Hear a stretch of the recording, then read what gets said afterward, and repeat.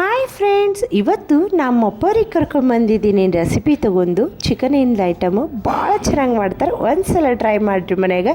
ಏನಿಲ್ಲ, ಬುಗಾಣಿಯಲ್ಲಿ ಚಿಕನ್ ಹಾಕ್ಕೊಂಬಿಡ್ಬೇಕು, ಸ್ವಲ್ಪ ನೀರು ಹಾಕ್ಕೋಬೇಕು.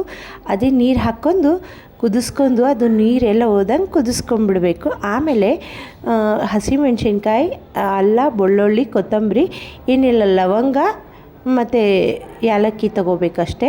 ಆಮೇಲೆ ಹಸಿ ಕೊಬ್ಬರಿ ತೊಗೊಂಡಿದ್ದೀನಿ. ಅದು ಗಿರ್ ಮಾಡ್ಕೊಂಬಿಡ್ಬೇಕು ಮಿಕ್ಸಿಯಲ್ಲಿ. ಅದು ಮಾಡ್ಕೊಂಡು ಇಲ್ಲಿ ಉಪ್ಪು ಅರಿಶಿನ ಹಾಕ್ಕೊಂಡಿದ್ದಾರೆ ಅಪ್ಪ.